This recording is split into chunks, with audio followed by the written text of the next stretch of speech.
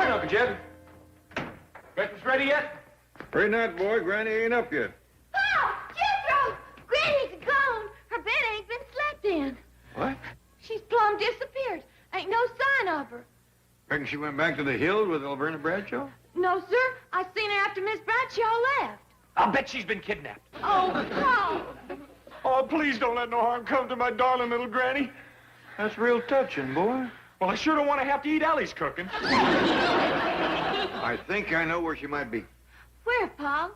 Well, ever since we put up the old cabin out back, Granny has had a certain look in her eyes. I'll bet you that's where we find her. Come on. Morning, Mrs. Hogg. Mrs. Cow. Good morning, chickens. Well, we kind of figured we'd find you out here. Granny, did you spend the night in that little old cabin? I did, and it was pure heaven. Heaven? This little shack? Jim, let's all move back in here where we belong and live the good life. Granny, we ain't moving out of no 32-room mansion into this dump. Something sure smells good. I'm fixing fried ham, whole cakes, and gravy. Uncle Jed, let's move in here and live the good life. Please, super stomach, let me set the table first. Paul, is we really gonna move into this little cabin, all four of us? Well, if we don't, Granny ain't gonna give us no peace and no victuals. Well, if you want to stay in the mansion, I'll cook for you. Well, that's surpassing kind of you, Ellie. Well, I need to practice. True, true. But if we don't do like Granny wants, we ain't never gonna hear the last of it. Where'll we sleep? Well, you women folks can take the bedroom. Jethro and me'll spread a blanket in front of the fireplace. That floor's awful hard. Well, it'll only be till Granny gets this notion out of her craw. Oh, here you are. Morning, Shorty. Morning, Mr. Keller. What you doing down here? We're fixing to move into this little old cabin. Everybody? You're welcome to join us, Shorty. You can bed down on the floor with Jethro and me. If it's all the same to you, I'd like to stay in the mansion. Well, you'll be all alone. I'll rough it. Think you can manage that big old place all by yourself? Jed, I used to run a hotel by myself. Alverna Bradshaw ain't here to cook for you no more. I'll make out. That big old mansion is likely to be kind of cold and lonely without a woman's touch. Yeah, that's true. But I'll get along. Okay, Shorty, place is yours. It's a deal.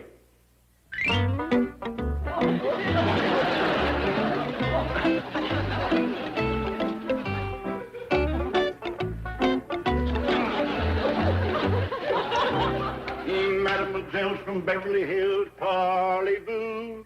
Moving here for fun and thrill, parley-vous. The food is good and the rooms is large, and if you're pretty, there is no charge. Hinky-dinky, parley-vous. Excuse me, Chief. Several of the girls from the secretarial pool would like to take a little extra time at lunch to go and look at a new hotel for women. The answer is no. Well, all they need is 15 minutes. They can take my car if you let them go. The answer is no. Some millionaire has donated his mansion as a hotel for young working girls, and the rates are fabulously cheap. The answer is no. It's located close to your house, and if you needed to have some dictation done some night, they'd be available. The answer is no. They'll work for nothing. The answer is yes. You knew I'd give in. I'm just an old soft. Yes, you're a regular marshmallow. The rates are cheap, you say? Yes, the girls think they'll be able to save at least $10 a week over what they're paying now. $10 a week, say, that's a lot for a working girl. Well, it certainly is. The trouble is they'll squander it foolishly. I tell you what, I'll withhold $5 a week from each girl and put it in a special Christmas fund. Well, that's marvelous. You bet. I'll need all I can get next Christmas. Wow, this really is a mansion. Look at the beautiful ground. And the rates are so cheap. I wonder what the catch is. Hello, girls. There's the catch. Oh, Shorty's cute. Yeah, he's fun. Welcome to Shorty's Hotel for Women, where you live in luxury for $1 a day. And that includes private room and bath, delicious meals, maid service, laundry, swimming pool, tennis courts, croquet, and billiards. For $1 a day? How can you do it? Volume! Come on inside and look around. Girls, look at this. What a pad. This is super. Whoopee. You ain't seen nothing yet. Step into the main ballroom. It's free entertainment in here every night. Really? What kind of entertainment? Music and dancing. You have a dancing act? 4 girls and a fella. Who are they? You 4 and me. Do you think we're going to be safe in this hotel of yours? Oh, of course. If anybody gets out of line, just call for the house detective. Where is he? Right here. Oh, girls, our lunch hour's almost gone. We have to get back to the bank. Mr. Drysdale will be furious.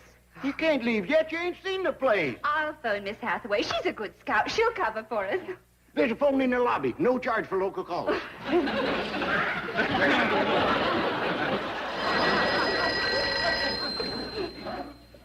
Mr. Drysdale's office. Oh, yes, Helen. Helen who? One of the girls is looking at the new hotel for women. Tell them if they're not back here in 5 minutes, they're fired. Chief? Give me that phone. Where are you? Just a moment, Mr. Drysdale, sir.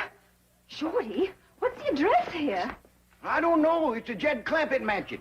It's the Jed Clampett mansion. The Jed Clampett mansion. Mr. Clampett is the millionaire who donated his mansion for the hotel. He probably realizes how oppressed and underpaid your secretaries are. You think so? Why else would he do it? Helen, dear. Now, you girls take your time. In fact, why don't you take the rest of the day off? Miss Hathaway will do your work. Oh, thanks. And Helen, tell your landlord that I send him my very best. Goodbye. Goodbye, sir, and thank you. Girls, we have the rest of the day off. Oh, and Shorty, Mr. Drysdale would like to send you his best. I thought I had his best.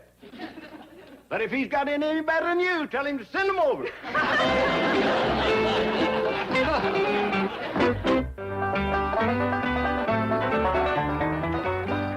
Hey, Uncle Jed, look what Granny's got me doing. Good for her. But I'm a sophisticated international playboy with a 6th grade education, a member of the Jet Set. Jet Setters don't slop hogs. They don't, huh? No, sir, no. We jets around betwixt Paris, Rome, and tequila, and drink Acapulcos. You ain't never done none of them things.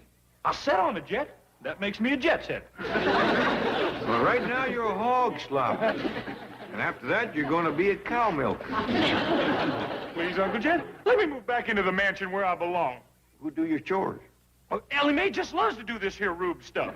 Well, maybe Shorty is getting a mite lonesome up there all by himself. Oh, I'll bet you he's just dying to have me join him. Like that. Stop by the bank and bring along the best of the rest. Remember, single girls only. And if they dance as close, they get the cut rate. Hey, Shorty, where are you? Who's that? Ah, that's one of the hard help. They ain't supposed to be in the house. I'll get rid of them. See you later.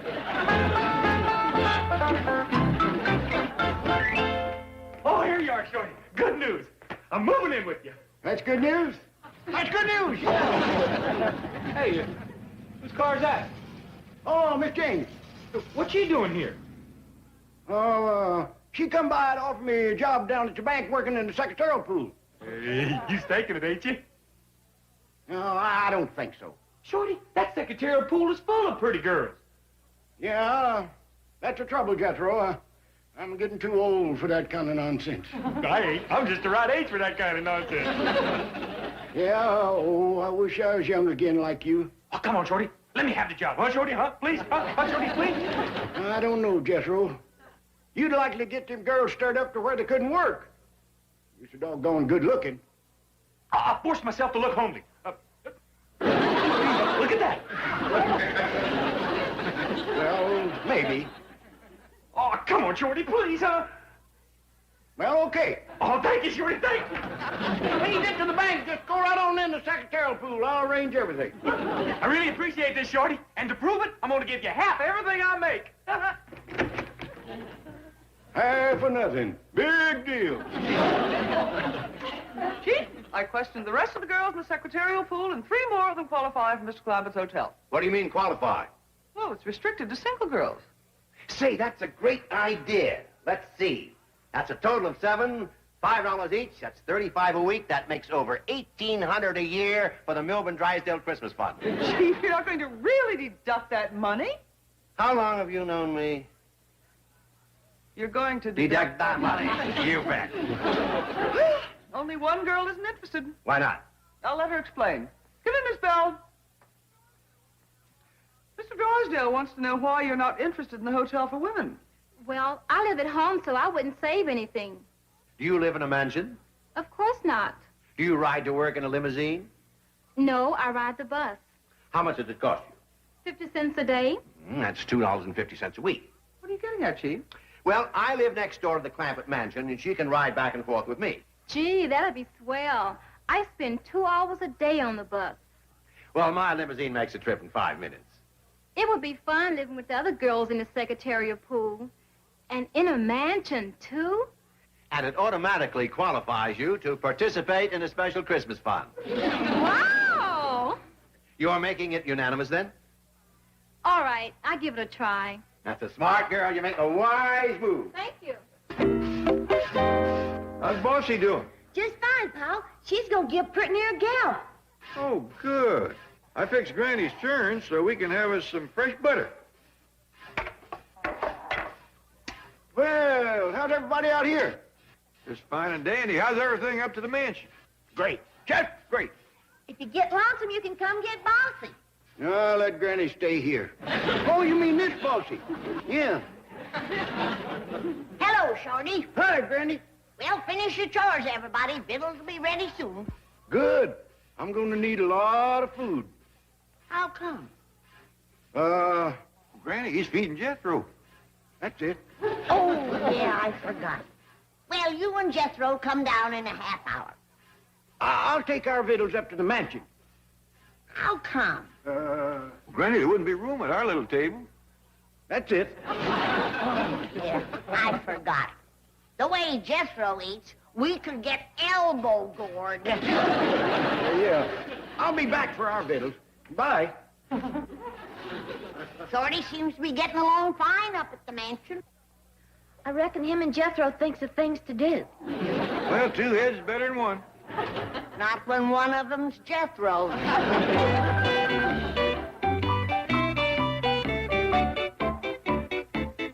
Gloria, I thought Shorty said we'd get free laundry service. Oh, I can't let that sweet little doll do our washing. Tell me something.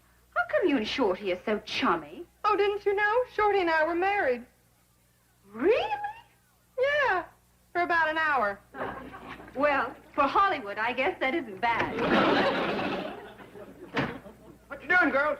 Just finishing our laundry, Shorty. I said I'd do that. You can hang it up for us. There's a dryer right in yonder. Not for these dainty things. Miss Dainty, ain't they?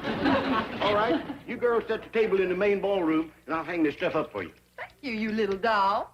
You're welcome, you big doll. Well, I'm glad to see you two are still friendly. Oh, yeah, the marriage wasn't a success, but the separation's a ball.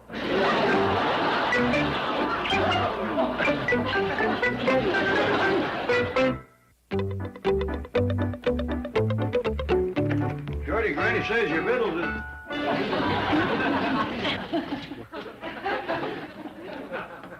What's all this? My laundry, Jed. I just finished doing my washing. This stuff belongs to you, does it? This is what I call my dainty thing.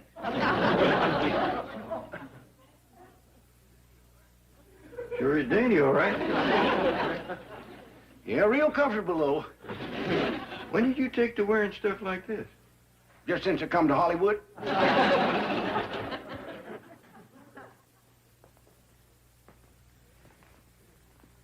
He seems to be considerably bigger than these others. Yeah, well, them belongs to Jethro. Jethro wears this stuff, too? Yeah, looks great in him. You ought to see him. Ain't so sure I'd like to. You started to say something about victuals, Jed. Yeah, Granny says it's ready whenever you want to come get 'em. I'll go back with you right now. So you and Jethro wears this stuff, huh? Yeah, styles and men's clothes is changing. They sure enough is. You ought to slip into a pair of these. They feel real good next to your hide. I believe I'll pass on that.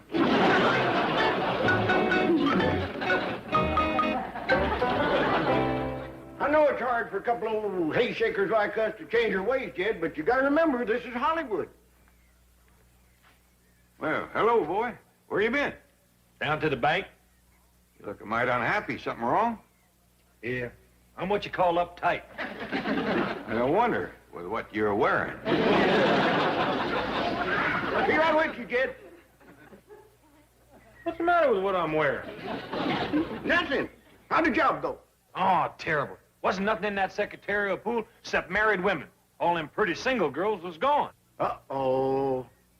I bet they's all out with that new flu that's going around. New flu? Yeah, it only attacks single people. Jethro, you're single. You've been exposed to it. Sit down quick. Yeah, you got the first symptom. My forehead ain't hot. That's the first symptom, cool forehead. Close your eyes. That hurt? Yeah. That's the second symptom, tender nose. Keep your eyes closed. They could suffer permanent damage. Do you have a ringing in your ear? Yeah.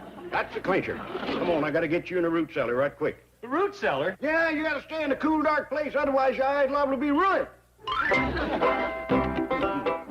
How'd you like your supper, girls? Oh, it was good, but rather strange. Yes, I've never tasted anything like that before. That was soul food, children. Soul food, just like we used to have down home.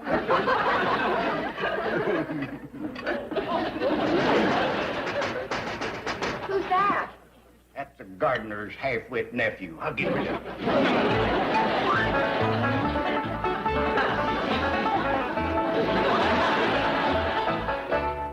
How about a little after-supper singing and dancing? Oh, yes. What about the dishes? Oh, leave 'em for the maid. Somebody turn on the record player. Let's start the fun. Oh, good.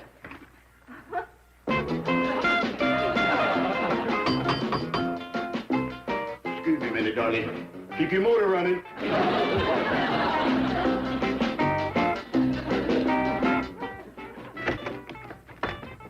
Hey, Shorty, let me in. I want to meet them pretty girls. What pretty girl? The ones I seen sitting in the parlor. I told you to stay in the root cellar or you'd ruin your eyes. What do you want? I want in. Can't you read? This is a hotel for women. No men allowed. Them sure was fine bills, Granny. Just dandy. Sorry I didn't have enough for seconds, but Shorty toted most of it away. He must eat as much as Jethro. No wonder he walks in his sleep. Shorty? Yes, sir. He asked me to come up to the mansion in the morning and make up all the beds. All the beds? Yes, sir. Shorty says when he walks in his sleep, he might climb into 7 or 8 different beds and not even know it. The man sure has been acting peculiar lately. Dressing peculiar, too. What you mean?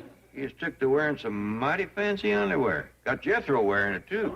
Well, you know Jethro. Monkey see, monkey do.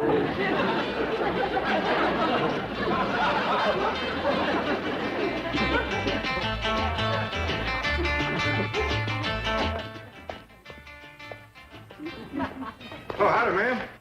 Hi, Jed. Jethro? Is that you? Yes, sir. Guess you're wondering what I'm doing in this getup. It did cross my mind. You see, if I don't dress like this, I can't get into Shorty's party. Shorty got you wearing that? Yes, sir. Wait right here, boy. Shorty! Come out here on a double. Oh, hi, Jed. Hi. Something wrong? Yeah, that. Say, she's a big one, ain't she? Yes, he is. That's Jethro. No fooling. He don't look bad, does he? I think he does. Boy, get out of them duds. Oh, do I have to? You do. Now get. Doggone it, now I can't get into the party. Shorty, commence packing. You're going back to the hills. But, Jed, I got a good thing going in yonder. Never mind. You do as I tell you. And let me give you some advice. What's that? Put on your long johns before you get back home. What you mean? It may be all right in Hollywood, But you wear that fancy underwear back in the hills, and they'll ride you out of town on a rail. Mr.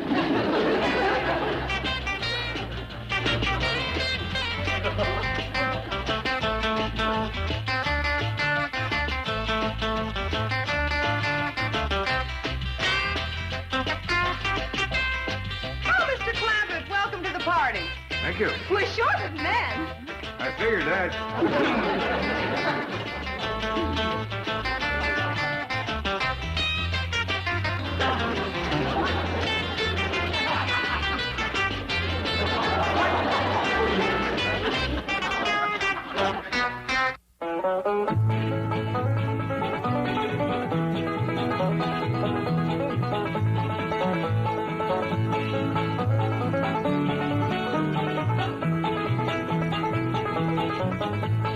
Now it's time to say goodbye to Jed and all his kin.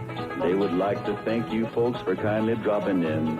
You're all invited back next week to this locality to have a heaping helping of their hospitality. Hillbilly, that is. Set a spell. Take your shoes off. Y'all come back now. Here. This has been a Filmways presentation.